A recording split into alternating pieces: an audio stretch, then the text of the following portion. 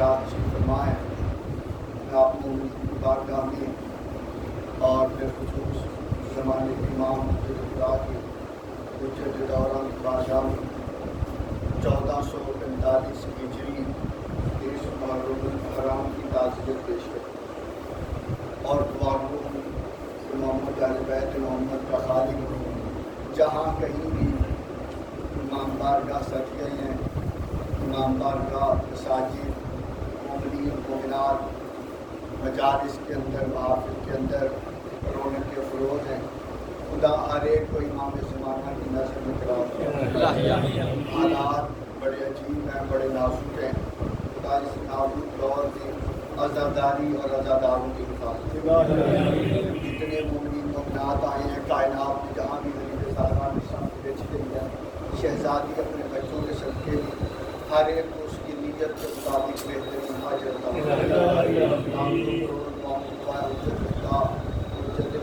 یوسف زہرا کے مولا زیارت کے قابل پردے والے وارث کے عوام سامعین گرامی قدر، مودت حسین میں دھڑکتے ہوئے دل، یہ محراب والی پیشانیاں، یہ نمازی ذکر حسین میں سجے ہوئے امام بارگاہ، سجی ہوئی محفلیں، سجے ہوئے علم اور پوری کائنات میں ڈنکے کی چوٹ پہ حسین ابن علی کا ذکر اس بات کی دلیل ہے کہ 1400 سال کے بعد اعلان کر رہا ہے کہ تخت والے مٹ گئے ہیں اور کردار والے زندہ ہو گئے. سامعین گرامی قدر، میں نے آپ حضرات کی خدمت عالیہ میں سورہ مبارکہ کی چند آیات، سورہ واقعہ اس کا نام ہے، اس کی چند آیات تلاوت کرنے کی سعادت حاصل کی ہے. سورہ واقعہ قرآن مجید کا 56واں سورہ ہے اور جو آیات تلاوت کی ہے 77، 78، 79 اور 80. 5 آیات میں نے تلاوت کرنے کی سعادت حاصل کی ہے جس میں خداوند قدوس و برتر ارشاد فرما رہا ہے کہ انہ لقرآن کریم، کہ بے شک یہ جو میرا قرآن ہے یہ بڑی عزت والا قرآن. فی کتاب مکنون، خدا فرما رہا ہے ہم نے اس قرآن کو ایک چھپی ہوئی کتاب کے اندر رکھا ہے. لا یمسہ الا المطہرون، اسے ٹچ نہیں کریں گے، اسے مس نہیں کر سکتے، اسے چھو نہیں سکتے. الا المطہرون، مگر وہ جو پاک و پاکیزہ بنائے گئے. سامعین گرامی قدر، قرآن مجید فرقان حمید خداوند قدوس کی ایسی لاریب اور بے کتاب ہے جس کی آیات اگر گنی جائیں تو 6666 آیات کریمہ اس کی، اور اس میں جو الفاظ استعمال ہوئے ہیں وہ 2,70,201 کے قریب خدا نے الفاظ استعمال کیے ہیں، اور جو اس میں حروف تعداد جو مفسرین نے لکھی ہے وہ بھی لاکھوں کے حساب سے حروف استعمال ہوئے ہیں. لیکن ظاہراً قرآن ایک مختصر کتاب ہے، یعنی بہت ساری جلدوں پہ مبنی نہیں ہے. جب 6666 ہے تو ظاہراً یہ ایک مختصر کتاب ہے تو حفاظ کے ذہن عالیہ میں بھی محفوظ ہے. مختصر کتاب ہونے کے باوجود دعویٰ یہ ہے قرآن کا کہ تبیان لکل شیء، سورہ نحل کہہ رہی ہے اللہ نے عالمین کا علم اس کے اندر رکھا. سبحان اللہ. مختصر ہونے کے باوجود بھائیجان دعویٰ یہ ہے کہ بیان لکل شیء، کہ ہم نے ہر شے کا بیان قرآن کے اندر رکھا ہے. پھر سورہ بقرہ میں آواز دی وَنُنَزِّلُ مِنَ الْقُرْآنِ مَا هُوَ شِفَاءٌ، مومنین، ہم نے قرآن مومنین کے لیے شفا بنا کے نازل کیا. پھر ایک جگہ پہ خدا نے فرمایا کہ قرآن مجید فمن حاجک فیہ من بعد ما جاءک من العلم، ہم نے قرآن علم بنا کے آپ کے پاس بھیج دیا. سبحان اللہ. یعنی خدا مختلف اینگل کے ذریعے قرآن مجید کا تعارف کروا رہا ہے. کہیں فرمایا قرآن علم ہے، کہیں فرمایا، ایک جگہ فرمایا انزلنا الیکم نورا مبینا، ہم نے آپ کی طرف نور بھیج دیا جو کہ کھلم کھلا ہے، جو کہ آشکارا ہے. تو دیکھیے سامعین گرامی قدر کس طرح سے خدا مختلف زاویوں سے قرآن مجید کا تعارف کروا رہا ہے. کہیں فرمایا علم ہے، کہیں خدا نے فرمایا نور ہے، کہیں خدا نے فرمایا کہ قرآن مجید ہدایت ہے، کہیں فرمایا کہ قرآن مجید شفا ہے. لیکن قابل غور بات یہ ہے کہ اگر قرآن علم ہے تو اس کی سمجھ میں نہیں آئے گا جو جاہل ہوگا. سبحان اللہ سبحان اللہ ماشاء اللہ. تھوڑا تھوڑا آپ میرا ساتھ دیں گے تو بات آگے تک جو ہے وہ منتقل ہوتی ہے. اگر قرآن علم بنا کے نازل کیا ہے تو جاہل کی سمجھ میں نہیں آئے گا. اگر خدا نے قرآن نور بنا کے بھیجا ہے تو اس کی سمجھ میں نہیں آئے گا جو دل کا اندھا ہو. اگر قرآن خدا نے شفا بنا کے بھیجا ہے تو اسے بھی سمجھ نہیں آئے گا جس کے دل میں مرض ہو. انہ لقرآن کریم، اس لیے کہ میرا قرآن بڑی عزت والی کتاب ہے. فی کتاب مکنون، خدا فرما رہا ہم نے اسے ایک چھپی ہوئی کتاب کے اندر رکھا ہے. حالانکہ قرآن مجید فرقان حمید خدا کی وہ لاریب اور بے عیب کتاب خود ایک کتاب ہے، لیکن خدا فرما رہا ہم نے اسے ایک چھپی ہوئی کتاب کے اندر رکھا ہے. اب ہم طے کریں گے کہ وہ چھپی ہوئی کتاب کون سی ہے، وہ کون سی چیز ہے، وہ کون سی ہستیاں ہیں کہ جس کے اندر خدا نے قرآن مجید کو چھپا کے رکھا. دو بندے مدینے کی گلی سے علماء فرماتے ہیں گزر رہے تھے اور اس آیت پہ بحث کر رہے تھے کہ فی کتاب مکنون، اللہ کہہ رہا ہم نے اس قرآن کو چھپی ہوئی کتاب کے اندر رکھا ہے. وہ کون سی کتاب ہے جس میں قرآن بند؟ کوڑا صحابی دروازہ سیدہ پہ، جسے سمجھ آئے وہ بندہ زبان کو حرکت دے دے پہلی مجلس میں آگے سے. کوڑا صحابی سلمان دروازہ زہرا پہ اپنی داڑھی کو نور سے بھر رہا تھا. سلمان دروازہ، بعض بندے پڑھتے ہیں کہ دروازہ زہرا پہ سلمان جھاڑو دیتے تھے اپنی داڑھی بات. میں کہتا ہوں فکرہ غلط. پاکستان کے ہر ممبر میں میں نے کہا جھاڑو وہاں دی جاتی ہے جہاں گندگی کی. واہ واہ بھی سے بات سمجھ. سبحان اس اللہ. دروازے کی قسمیں اللہ قرآن میں اٹھا رہا. خدا فرما رہا سورہ نجم میں کہ مجھے اس چوکھٹ کی قسم کہ جہاں ستارے نازل ہوتے ہیں، مجھے اس چوکھٹ کی قسم کہ جہاں ستارے نازل ہوتے ہیں، جس دروازے پہ انبیاء کا جو ہے وہ نزول ہوتا ہے، جس دروازے پہ رحمت للعالمین آکر ہوتی ہے، جس دروازے پہ خدا کے ستارے آکر ہوتے ہیں، وہ جگہ عرش سے زیادہ پاک. جس کا عقیدہ ساتھ ہے وہ بندہ بولے، جس کا عقیدہ ساتھ نہ دے بے شک چپ رہے. دروازہ زہرا عرش سے زیادہ قیمتی اور زیادہ پاک. دلیل دینا چاہتا ہوں، عرش پہ کون کون رہتا ہے؟ میکائیل ہے، اسرافیل ہے، عزرائیل ہے، یہ سارے عرش پہ رہتے ہیں. دروازہ زہرا پہ کون ہے؟ ابو ذر ہے، کمبر ہے، سلمان ہے، فضا ہے. میں نے دنیا کی کسی پھٹی سے پھٹی کتاب میں آج تک نہیں پڑھا کہ کبھی سلمان نے کہا ہو کہ بی بی مجھے عرش پہ بھیج دے میں خیرات لے کے آتا ہوں، یا کبھی فضا نے کہا ہو بی بی مجھے عرش پہ بھیج دے میں خیرات لے کے آتا ہوں، یا کبھی کمبر نے کہا مولا مجھے عرش پہ بھیجیے میں خیرات لے کے آتا ہوں. قرآن مجید کی عزت کی قسم، یہاں سے وہاں کوئی نہ گیا اور عرش والے کبھی مسکین بن کے کبھی محتاج بن کے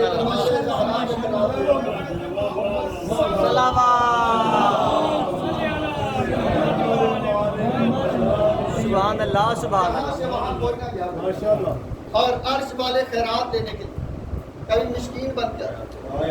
سورہ دہر پڑھ کے دیکھیے وَيُطْعِمُونَ الطَّعَامَ عَلَىٰ حُبِّهِ مِسْكِينًا وَيَتِيمًا وَأَسِيرًا. سورہ دہر وہ سورہ ہے جو اللہ نے سیدوں کی وندہت میں قصیدہ بنا کے نازل کیا. ہاں بہت خوب بہت خوب.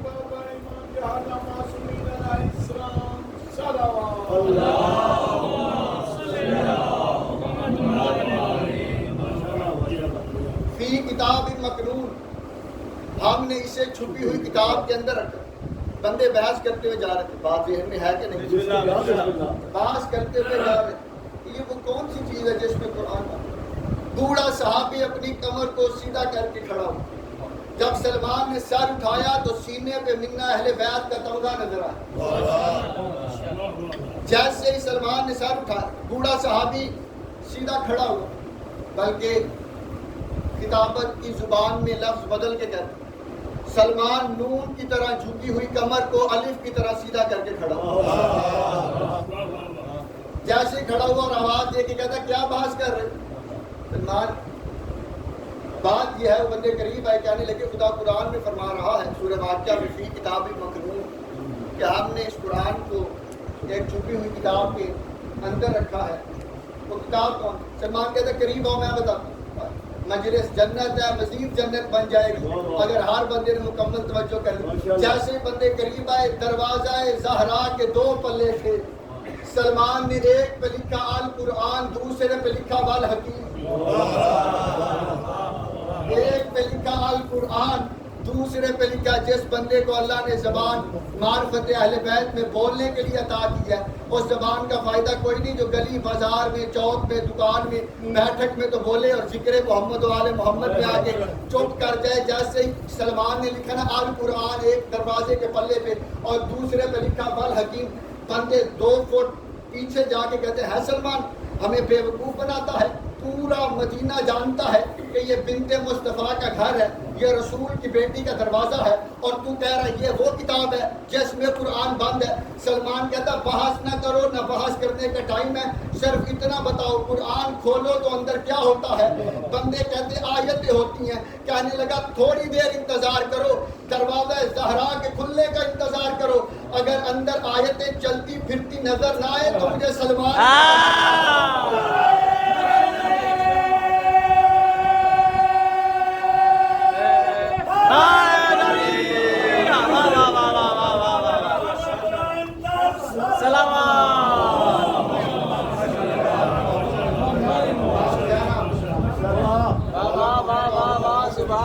سبحان اللہ میں تھوڑی دیر انتظار. سبحان اللہ. یہ وہ کتاب ہے دنیا کیا میں کہنے. جس میں قرآن بند ہے. سبحان اللہ سبحان اللہ. حسن کسی صورت کی تفسیر ہے، حسین کسی صورت کی تفسیر ہے، سبحان اللہ علی سبحان کسی اللہ. صورت کی تفسیر ہے. میں یہ وہ بولتے ہوئے قرآن ہے. سامعین گرامی قدر، یہ جتنا دین ہے یہ سارا نسبتوں کا دین. اگر آپ کے ذہن میں ہو کہ کتاب مکنون خدا نے فرمایا چھپی ہوئی کتاب کے اندر، پھر فرمایا لا یمسہ الا المطہرون، اسے ٹچ نہیں کریں گے، اسے مس نہیں کر سکتے. لا یمسہ، اسے چھو نہیں سکتے. الا پڑھے لکھے حضرات نے فرمایا الا حرف استثناء ہے. جیسے لا الہ الا اللہ، یعنی الہ کوئی بھی نہیں ہے سوائے اللہ کے. تو یہ اللہ جو ہے وہ اللہ کو اور باقی الہ سے علیحدہ کرتے ہیں. اس لیے فرمایا کوئی چھو نہیں سکتا الا المطہرون، مگر وہ چھوئیں گے جو پاک و پاکیزہ بنائے گئے. دیکھیے طاہر اور ہوتا ہے، مطہر اور ہوتا ہے. ڈکشنری اٹھا کے دیکھو دونوں کا مطلب چینج ہے.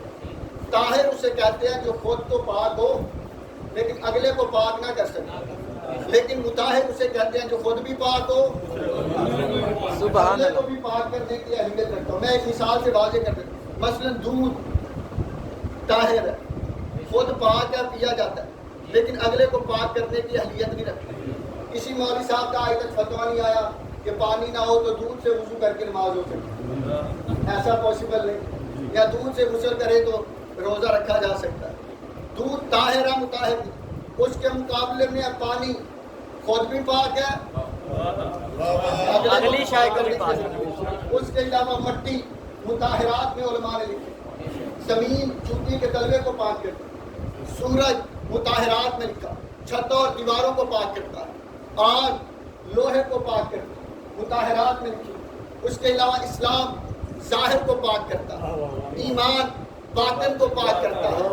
مجلس جس بندے کو اللہ نے زبان عطا فرمائی ہے اور اس کے علی جس کی رگوں میں ماں کے دودھ اور باپ کے خون کی طرح رگوں میں رقص کر رہا، وہ بندہ سر اٹھائے میرا جملہ وصول کرے. ایسا ہو ہی نہیں سکتا. میں جملہ علی کی ولایت کا پڑھوں، بندے کے دل میں ولایت ہو، پھر چپ کر جائے تو پھر سفر کرنے کا فائدہ کیا ہے.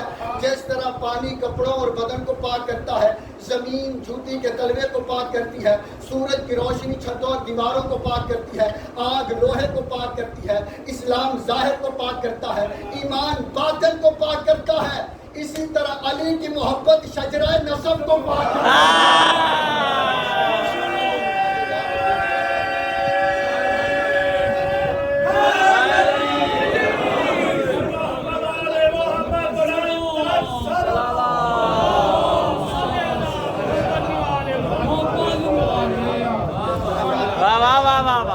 سبحان اللہ سبحان اللہ سبحان اللہ سبحان اللہ. سیدہ کی رحمتوں کے حساب سبحان اللہ. جس طرح سے باقی چیزیں باقیوں کو سبحان اللہ. کیا کہنے. طیب اور طاہر اور مطہر اللہ نے خلق کر جو نسلوں کو پاک کر دیتے. سامعین گرامی قدر، آپ کے ذہن میں کوئی واقعہ ہو؟ دامن عقل کو جو چاک نہیں کر سکتا، اچھا واہ واہ دامن عقل کو جو چاک نہیں کر سکتا وہ کبھی نور کا ادراک نہیں کر سکتا۔ بغض حیدر کی نجاست ہے، نجاست ایسی آب زمزم سے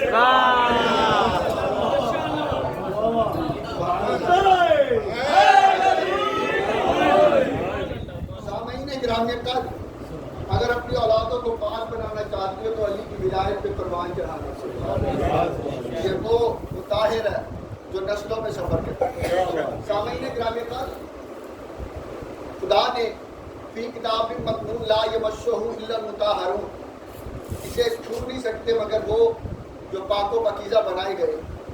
دیکھیے حضرت موسیٰ علیہ السلام جب طوبا کی وادی سے گزرے نا، وادی طوبا سے، پڑھے لکھے حضرات نے فرمایا، واقعہ قرآن میں موجود ہے۔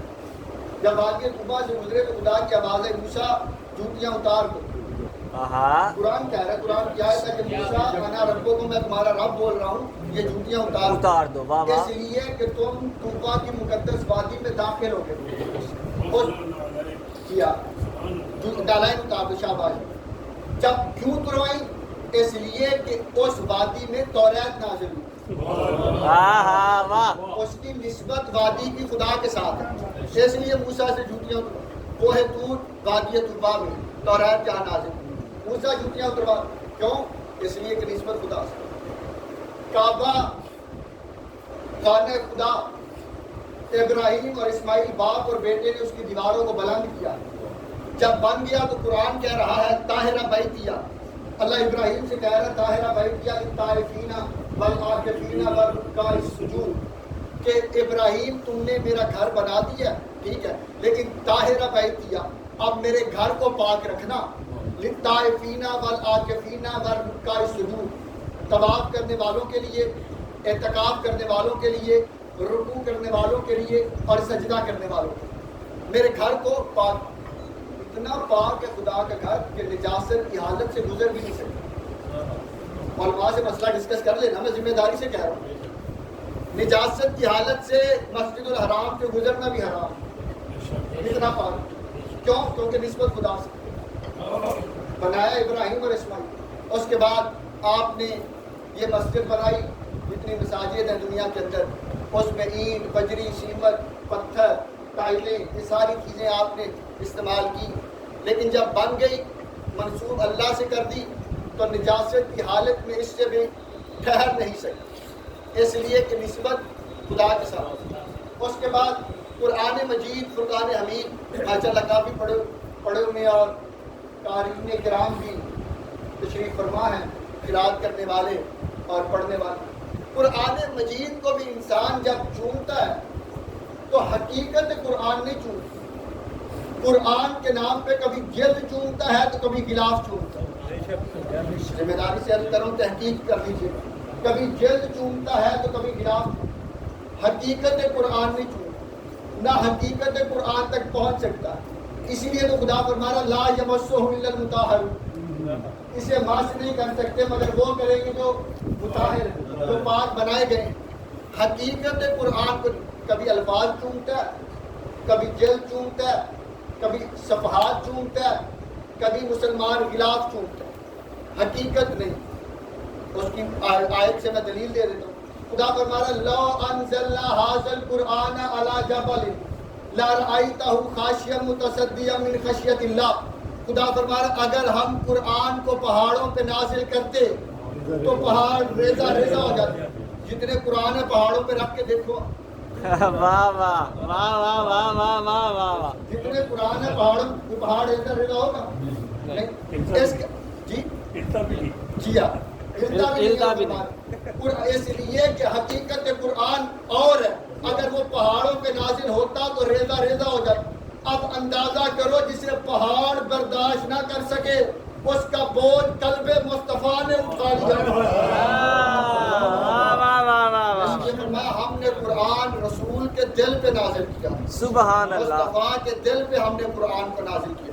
یہ آگے صفحات بنائے گی، اس کی بھی برکت یہ ہے کہ انسان جب اس کے الفاظ کو مس کرنا ہو تو بغیر وضو کے مس نہیں کر سکتا، نہیں کر سکتا، پڑھ سکتا ہے جب الفاظ کو مس کرنا ہو تو اس کے لیے وضو واجب ہے۔ ضروری ہے، واجب ہے۔ کیوں؟ کیونکہ نسبت خدا کے ساتھ۔ کعبے کا احترام بنایا ابراہیم نے، احترام کیوں؟ نسبت خدا کے ساتھ۔ موسیٰ سے جوتیاں اتروائیں کیوں؟ اس وادی طوبا کی نسبت خدا کے ساتھ۔ قرآن کے خلاف فرد کو مس کرنے کے لیے وضو واجب قرار دیا کیوں؟ اس لیے کہ نسبت خدا کے ساتھ۔ اب فیصلہ ہو گیا کہ جہاں نسبت آ جائے وہاں طہارت شرط ہوتی ہے۔ ہاں بہت خوب، بہت جہاں نسبت آ جائے، یہ نسبت کا فلسفہ تھوڑا سمجھیے، جہاں نسبت آ جائے وہاں طہارت شرط ہوتی ہے۔ لیکن میں پھر ذمہ داری سے کہہ رہا ہوں کہ اصل قرآن نہیں ہے، قرآن ہے تو فتویٰ نہ لگا دینا مولانا، بات سمجھنے کی کوشش کرنا ہے قرآن میں، لیکن حقیقت قرآن کو خدا نے رسول کے قلب پہ نازل کیا۔ واہ واہ، میں مثال دے دیتا ہوں، واضح ہو جائے، جیسے بچے بیٹھے ہیں، بزرگ بچے بیٹھے جاتے ہیں، آپ ابھی مسجد سے باہر نکلیں گے بازار میں، روڈ پہ آئیں گے، جو تاریں جا رہی ہیں الیکٹرک تاریں بجلی کی، وہ برہنہ ہیں، ان پہ کوئی کوڈنگ نہیں نہیں ہے، برہنہ ہے، ننگی تاریں۔ لیکن جب کنیکشن کر کے گھر میں لے کے آئے یہ تھا، تو پھر اسے لباس پہنا دیا۔ وہاں پہ پلاسٹک کوٹنگ کیوں نہیں؟ اس لیے کہ وہاں کوئی جاتا نہیں، اور جب گھر میں لائے تو اسے پلاسٹک کا لباس پہنا دیا کہ کہیں کبھی نور کرنٹ نہ مار دے۔ تو یہی تو میں سمجھا رہا ہوں کہ جہاں نور کبھی ہو وہاں لباس کی ضرورت ہوتی ہے۔ اسی لیے خدا کا علم جب کتاب کی شکل میں ڈھلا تو اسے الفاظ کا لباس پہنا کے بھیجا، اور جب اسے رسول بنایا تو نور محمد کا لباس پہنا کے بھیج دیا۔ واہ واہ واہ، محمد آل محمد صلی اللہ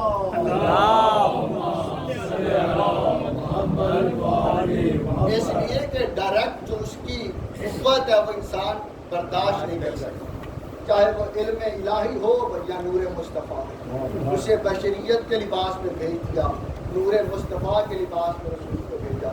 اور جب قرآن علم خدا نے نازل کیا تو اسے الفاظ کا لباس پہنا کے بھیجا، تاکہ علم الہی جو قوی ہے انسان اس کو برداشت۔ سامعین گرامی قدر، یہ جتنا دین ہے خدا کا، یہ سارا نسبتوں کا دین۔ خدا کی قسم ہم مارے ہوئے ہیں۔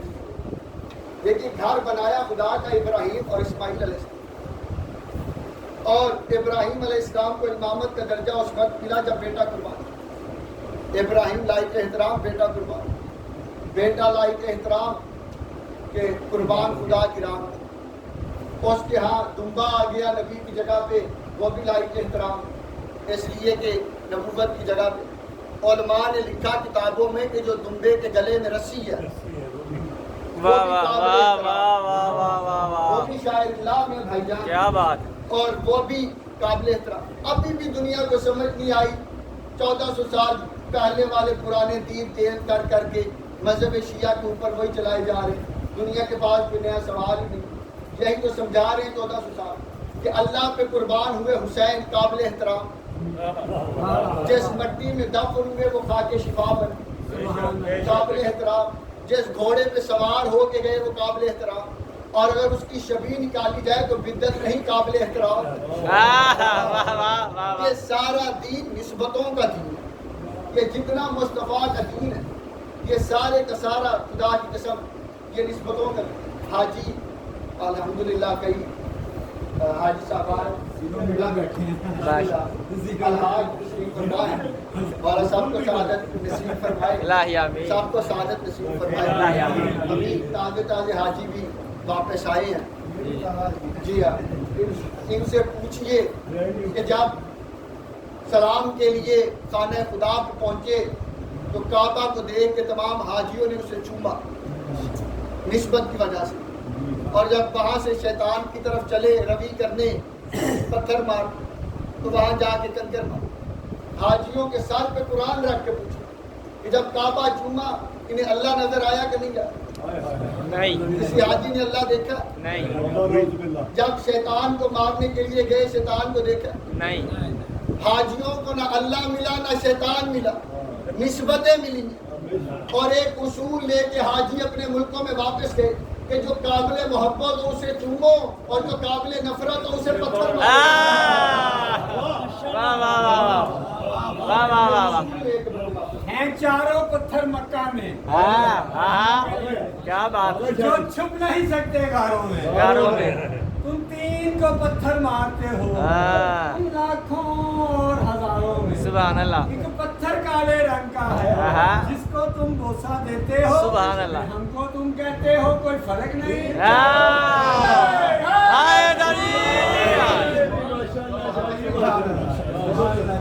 دین جہاں بھی ملے گا نسبت سے ملے گا۔ یہ سارا فلسفہ جتنا بھی ہے محمد و آل محمد نے نسبتوں کے ساتھ جس کی نسبت خدا کے ساتھ ملتی گئی وہ چیز واجب الاحترام ہوتی، وہ چیز لائق احترام ہوتی۔ اور قرآن مجید فرقان حمید ایسی لاریب اور بے عیب کتاب ہے خدا کے ساتھ کہ جس دور میں بھی تلاوت کرو۔ اچھا بعض بندے اس بات پہ بزد ہے، ابھی کتابوں میں لکھا ہوا ہے کہ جی قرآن مجید کو حضور کے زمانے میں جمع نہیں کیا گیا، حضور کے بعد فلاں فلاں فلاں نے اسے جمع کیا۔ جی ہاں، یہ بات بڑی ایک طبقے نے کی۔ حالانکہ اگر غور کیا جائے تو قرآن مجید کی جو پہلی سورہ ہے وہ کون سی؟ نزول کے اعتبار سے اقرا بسم ربک، لیکن ترتیب کے اعتبار سے پہلی سورہ فاتحہ۔ سورہ فاتحہ کے کئی نام علماء نے لکھے، اسے فاتحہ الکتاب بھی کہا گیا، اسے سورہ الحمد بھی کہا گیا، اسے سبائے مثانی بھی کہا گیا۔ علماء نے لکھا یہ وہ سورہ ہے کہ جو دو مرتبہ نازل ہوئی، ایک دفعہ مکہ میں اور ایک دفعہ مدینے میں۔ قرآن مکہ مدینہ نازل ہے، پاکستان سے نہیں ہوا۔ دو ہی تو شہروں میں قرآن آئے، جو آیتیں مکہ میں آئی وہ مکی ہیں، جو مدینے میں آئی وہ مدنی۔ لیکن اس کو علماء نے سبا مثانی بنا۔ سبا کہتے ہیں 7 کو اور مثانی کہتے ہیں 2۔ سبا کا مطلب ہے 7 کہ اس کی آیات 7، بسم اللہ سے لے کے والضالین تک سورہ الحمد کی آیتیں کتنی ہیں؟ 7۔ اور مثانی اس وجہ سے کہا گیا کہ ایک دفعہ مکے میں نازل ہوا اور ایک دفعہ مدینے میں۔ اچھا بہرحال موضوع کی طرف آتے ہیں۔ اس کا ایک نام سبا مثانی ہے، ایک نام سورہ شفا بھی ہے۔ پیغمبر نے فرمایا کہ اگر سورہ الحمد پڑھ کے مردے پہ دم کیا جائے، اگر وہ اٹھ کھڑا ہو تو حیران ہونے کی ضرورت ہے۔ اللہ اکبر، طاقت جس کے اندر رکھی ہے، سبحان اللہ سبحان اللہ۔ سورہ قرآن یاسین میں بند ہے، یاسین سورہ الحمد میں ہے، سورہ الحمد بسم اللہ میں ہے، بسم اللہ با میں ہے، اور با جو ہے وہ نقطے کے اندر ہے جو بے کے نیچے ہے۔ اور مولا علی امیر کائنات نے فرمایا انا نقطہ بولتا ہے، وہ نقطہ میں علی ابن ابی طالب۔ سامعین گرامی کا پہلا نام اس کا سورہ فاتحہ ہے۔ بندے جاتے ہیں کسی کی روح کو احسال کرنے کے لیے کسی کے گھر، فاتحہ کے لیے تو بندے کیا کہتے ہیں؟ فاتحہ۔ اس کا نام فاتحۃ الکتاب۔ فاتحۃ الکتاب کا مطلب ہے آغاز کرنے والی کتاب۔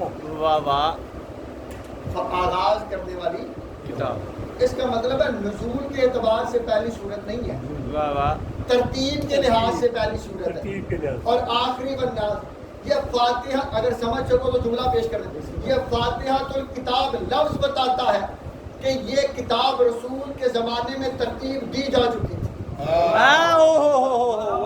یہ فاتحۃ الکتاب بتاتا ہے، لفظ بتاتا ہے۔ غور کیجئے کہ مطلب ہے آغاز کرنے والی کتاب، اس کا مطلب ہے رسول کے زمانے میں اس کا آغاز ہو چکا تھا، ترتیب میں آ گئی۔ ترتیب بھی دی جا چکی۔ واہ واہ، باقی یہ کسی نے اگر کسی اپنے پیر کو فضیلت عطا کرنی ہے تو اس کی اپنی مرضی، لیکن رسول اللہ صلی اللہ علیہ وسلم کے دور میں قرآن مجید بالکل ایسی ہی شکل میں تھا جیسی شکلوں میں اب موجود ہے۔ اس لیے کہ جس نبی نے بیٹھنے کا طریقہ بتایا، اٹھنے کے آداب بتائے، بزرگوں سے ملنے کا طریقہ بتایا، مہمانوں کو ریسیو اور سی آف کرنے کا طریقہ بتایا، سونے کے آداب بتائے، اٹھنے کے، کھانے کے، پینے کے، آنے کے، جانے کے، قدم قدم پہ تیری رہنمائی کی ہے نبی نے۔ وہ نبی اتنی بڑی کتاب کو لاوارث کیسے چھوڑیں گے جسے قیامت تک کے لیے ہدایت کرنی ہے۔ بہت خوب، بہت خوب۔ 2 دلیلیں میں نے دے دی، ایک فاتحہ کی کتاب کی دی ہے اور ایک یہ کہ کیا اگر چھوڑ دیتے ترتیب، کوئی بندہ اگر کہتا ہے کہ فلاں بندے نے بعد میں کی ہے تو کیا یہ شک نہیں پیدا ہو جاتا؟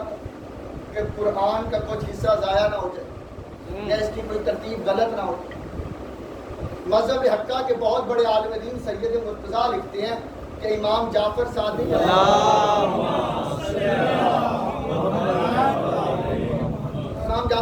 نے فرمایا کہ صحابہ کا مجمع تھا اور رسول اللہ صلی اللہ علیہ وسلم منبر پر تشریف فرما تھے، اور آپ نے آواز دے کے فرمایا یا علی جی مولا جی یا رسول اللہ، فرمایا اٹھیے، قرآن مختلف پارچوں کے اوپر لکھا ہوا ہے، اسے اکٹھا کیجئے اور ایک کتاب کی شکل دے دیجیے۔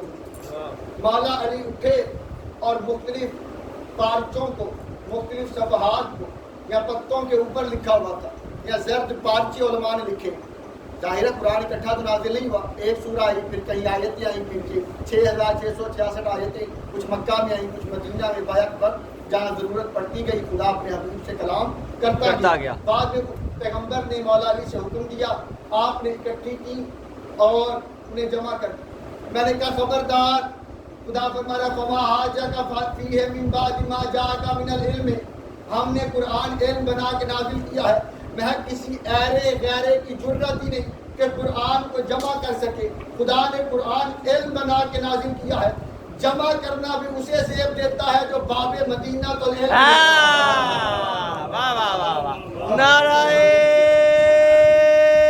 حیدری، سبحان اللہ سبحان اللہ، جمع کرنا بھی اسے زیب دیتا ہے، سبحان اللہ جو باب سبحان مدینہ تو العلم ہے، جو قرآن کا وارث ہے۔ اور سامعین گرامی قدر، ایک اور شوشہ چھوڑا گیا کہ ہمارے لیے اللہ کی کتاب کافی ہے، کوفی، وہ کافی ہے۔ سبحان اللہ، بندوں نے کہا کہ ہمارے لیے اللہ کی کتاب کوفی ہے، ورنہ کسی دور میں بھی کتاب تنہا کافی نہیں، بے شک، جب تک اس کا پڑھانے والا اس کے ساتھ ہو۔ اگر کتاب کافی ہے تو پھر دنیا، حکومت، اسکولوں سے اساتذہ ہٹاؤ، صرف کتابیں رکھو، ہاں بہت خوب، بچے صرف آگے خود ہی پڑھے اور خود ہی چلے۔ اگر کتاب کافی ہے تو پھر عدالتوں سے ججوں کو ہٹاؤ، صرف قانون کی کتابیں رکھو۔ اگر کتاب کافی ہے تو جو ہے وہ سگنل سے وارڈن ہٹاؤ، صرف کتابیں رکھو۔ کتاب کے کہ اب یہ لائن گزرے گی اور اب یہ لائن رکے گی اور اب وہ چلے گی اور اب وہ، پتہ چلا کہ کتاب کسی دور میں بھی تنہا کافی۔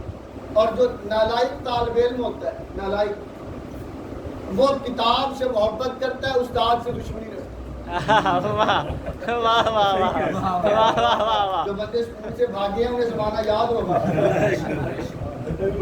جی ہاں، جو بندے اسکول سے بھاگتے ہیں نالائق بچوں کو کتابوں پہ جلدیں چڑھاتے دیکھا، واہ واہ واہ، جلدیں، خوبصورت، خوبصورت جلدیں، نام فلانا، سیکشن اے، فلان بی، کلاس دوم۔ اس لیے نالائق طالب علم کتاب سے محبت کرتا ہے اور استاد سے دشمنی کرتا ہے، اس کی وجہ کیونکہ کتاب اسے کہتی کچھ، استاد مارتا ہے، اس لیے اسے استاد اچھا نہیں لگتا۔ اور اس لیے بعض بندوں نے کہہ دیا کہ ہمارے لیے کتاب کافی ہے۔ خدا کی قسم کسی دور میں بھی تنہا کتاب کافی نہیں ہے۔ پیغمبر نے فرمایا انی تارکن فی، بہت بڑی حدیث پڑھنے لگا، انی تارکن فیکم الثقلین کتاب اللہ و عطرتی ما ان تمسکتم لن یفترقا حتی یرد علی الحوض۔ پیغمبر نے فرمایا میں تم نے دو چیزیں چھوڑ کے جا رہا ہوں۔ یہ جو پہلا اعتراض کسی نے کیا تھا نا کہ کتاب بعد میں جمع ہوگی، اس کی دلیل بھی یہاں پہ رد ہو گئی ہے۔ نبی نے فرمایا دو چیزیں چھوڑ کے جا رہا ہوں، ایک کتاب ہے، دوسری میری اولاد۔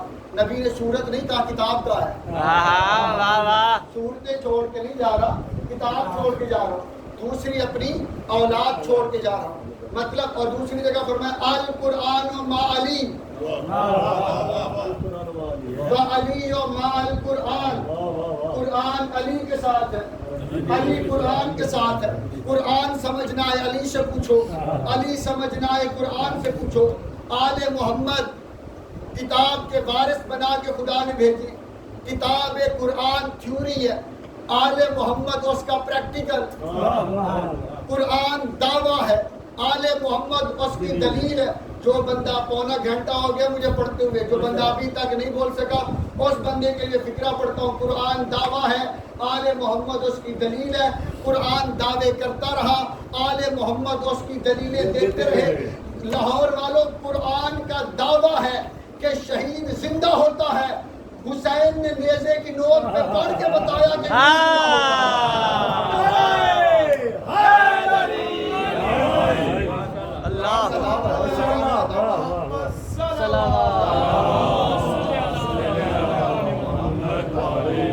قرآن اور حسین کے الفاظ 4 ہیں، دو نقطوں سے خالی 2 نقطے دار ہیں۔ قرآن اور حسین میں نون ایک ہے، قرآن اور حسین کا مضمون ہے۔ احمد امام حسین علیہ السلام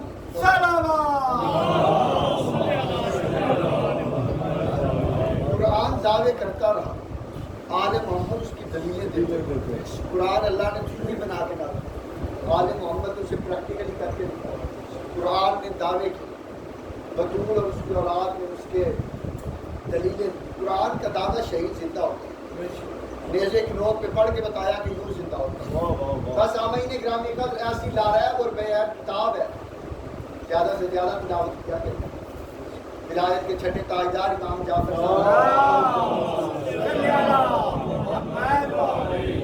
مولانا نے فرمایا کہ جس گھر میں قرآن کی تلاوت ہوتی ہے وہ آسمان والوں کو یوں دکھائی دیتے ہیں جیسے زمین والوں کو آسمان پہ ستارے دکھائی دیتے ہیں۔ وہ گھر یوں چمکتا ہوا دکھائی دیتے ہیں جہاں تلاوت قرآن، جیسے زمین والے آسمان پہ ستاروں کی جھرمٹ دیکھتے ہیں، تو گھروں کی جھرمٹ زمین کے آسمان والے دیکھتے ہیں، ان گھروں میں قرآن کی تلاوت۔ ایسی لارائب اور بے عیب خدا کی قسم صاحب ہے کہ جس دور میں بھی تلاوت کرو، 1400 سال ہو گئے نازل ہوئے، جس دور میں بھی تلاوت کرو ایسا لگتا ہے جیسے ابھی کے حالات بتا رہے ہیں، جس میں دنیا بننے سے پہلے روز اول سے لے کے قیامت کے بعد تک کے حالات، جس میں ہر دور کے حالات خداوند قدوس نے بیان۔ اور قابل غور بات یہ ہے کہ اس کتاب کے ساتھ بھی کوئی چیز مت سن لینا، اللہ نے اسے بھی اس کا سردار بنا دیا۔ اس کی عظمت اتنی ہے بھائی جان کہ جو چیز مت سن اس کے ساتھ جڑ گئی نسبت نہیں مل سکتی، اللہ نے اسے بھی سردار بنا دیا۔ خود کتاب ایسی، اس کے بارے میں فرمایا کہ یہ سید الکتب ہے، ساری کتابوں کی سردار ہے یہ کتاب۔ توریت، زبور، انجیل اور صحیفے، صحف ابراہیم و صحف موسیٰ، جتنے صحیفے نازل ہوئے یہ سب کی سردار بن گئے، اسی لیے سید الکتب اسے کہا۔ جو فرشتہ لے کر آیا اللہ نے اسے سید الملائکہ کا اعزاز، اللہ نے اسے تمام فرشتوں کا سردار بنا۔ اس کے بعد جس مہینے میں نازل ہوئی خدا نے اسے سید الشہور بنا دیا، رمضان شریف ہے، اللہ نے اسے سارے مہینوں کا سردار بنا۔ جو فرشتہ لے کر آیا وہ بھی سردار۔ جس رات میں نازل ہوئی خدا فرمایا وما ادراک ما لیلۃ القدر، تمہیں کیا پتا ہے کہ لیلۃ القدر کیا ہے؟ اللہ نے اس رات کی بھی اتنی فضیلت، تو پھر فیصلہ تو ہو گیا تمام پڑھے لکھے حضرات کے اندر کہ کتاب ایسی، اس جیسی کتاب کوئی نہ ہوئی، جس مہینے میں آئی اس جیسا مہینہ کوئی نہ ہوا، جو فرشتہ لے کر آیا اس جیسا فرشتہ کوئی نہ ہوا، جیسے رات میں نازل ہوئی اس جیسی رات کوئی نہیں، تو جس ذات پہ قرآن آیا تمہارے جیسی کیسے ہو سکتی؟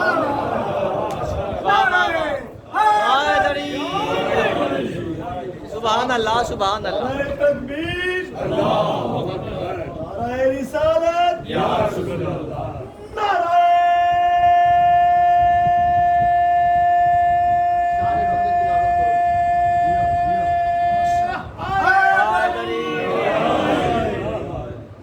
دو چیز جس کے ساتھ کتاب کے ساتھ اللہ نے صرف اس کا سردار ہے، اور باقی جتنی کتابیں بھی نازل ہوئی ہیں، بس قریب آ گیا مثال کے جتنی کتابیں بھی نازل ہوئی ہیں قرآن کے علاوہ، صحف دانیال آئی، صحف موسیٰ آئی، صحف ابراہیم اللہ نے نازل کی۔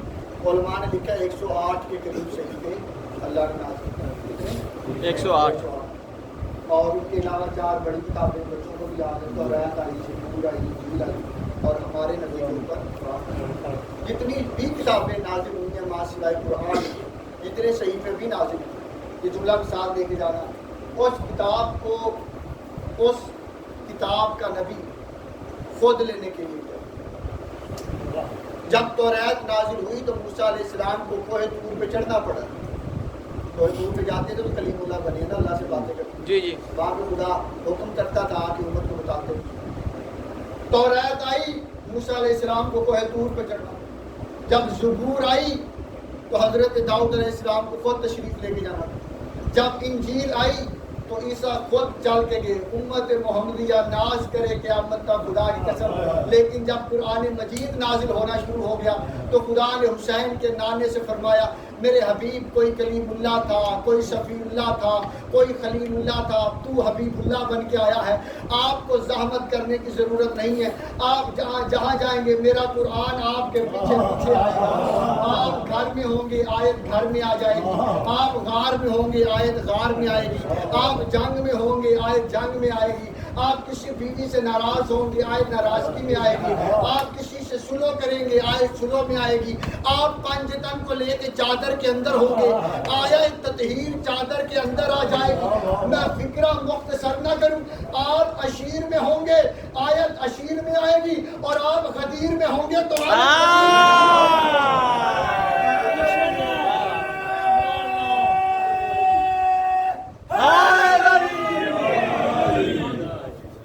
آپ جہاں جہاں جائیں میرا قرآن آپ کے پیچھے جو نبی قرآن لینے خود نہیں گیا، قرآن مجید عزت کی قسم، اس ماحول کی قسم، ان چہروں کی بابرکت روحانیت کی قسم، نمبر کی قسم، عاشورے کی قسم، جو نبی قرآن لینے نہیں گیا، ہزاروں کتابوں میں لکھا ہے کہ جب بھی زہرا آتی تھی میرے رسول استقبال کے لیے کھڑے ہو جاتے۔ اہل سنت علماء نے لکھا ہے، قرآن کی قسم اہل سنت علماء نے لکھا کہ خالی کھڑے نہیں ہوتے تھے، زہرا کا ہاتھ چومتے تھے، چوم کے سر کا بوسہ لے کے جہاں آپ ہوتے تھے جگہ چھوڑتے تھے، زہرا کو وہاں پہ بابا اتنا احترام، بیٹیوں کا احترام اتنا، بابا بیٹیاں کرتی ہیں آپ کیوں کرتے ہیں؟ فرمایا نہیں، تیری تعظیم کا حکم وہ دینا ہوگا۔ عزادارو آج فرسٹ محرم ہے، پہلی محرم کا پرسہ میں آپ کی بارگاہ اور میرا فضول اجل اللہ تعالیٰ برکت امام زمانہ کی بارگاہ سیدہ کے مصائب کا دینا چاہیے، تاکہ آغاز ہو رہا ہے کربل کی کہانی۔ عزادارو مدینے کے ظلم اور کربلا کے ظلم میں بس اتنا فرق ہے، یہ جملہ صاحب لے کے جانا، مدینے کے اندر بیٹوں کے سامنے ماں کو مارا گیا اور کربلا میں ماؤں کے سامنے بیٹے مارے گئے۔ عزادارو بیوی ایک گلی سے جو ہے وہ مولا علی اور حسن مجتبیٰ نہیں گزرتے تھے، علماء نے بیان کی، کسی نے پوچھا حسن آپ مدینے کی اس گلی سے کیوں نہیں گزرتے؟ تو رو کے کہتی ہے میں چھوٹا تھا، ماں کے ساتھ جا رہا تھا، کسی حرامی نے میری ماں کو تعزیہ میں مارا تھا، فرمایا تھا کون سا باغ ہے محمد کو ہی زیاد عزادارو دو روایتیں ہیں کتابوں میں نے پڑھی، محمد نبی کے جانے کے بعد یا 75 دن زندہ رہی، ایک روایت، دوسری روایت ہے 95 دن، 75 دن ہو تو 2.5 مہینے بنتے ہیں، 95 دن ہو تو 3 مہینے 5 دن، لیکن رلاتی یہی بات ہے، زہرا جتنی دیر زندہ رہی دائیں ہاتھ سے تصویر رو رو کے کہتی تھی بابا ابھی تیری قبر کی مٹی خشک نہیں ہوئی تھی کہ مسلمانوں نے مجھے پہ اتنا ظلم کیا ہے۔ عزادارو پہلے میں سوچتا تھا جب نیا میں نے 2007-8 میں جوائن کیا، پڑھنا شروع کیا مدرسہ اور مجالس، 10-12 سال کے بعد فتح کو بہت بڑی جاگیر تو کئی ملکوں میں آتی تھی شہزادی جو بابا نے کنورٹ کی تھی اپنے بیٹے سے، لیکن جنت کی مالکن ہے، چھوڑ دے، سیدہ ٹھوکر مارے تو کئی باغ نکل سکتے، تو کیوں بی بی نے جو ہے وہ دربار جانا؟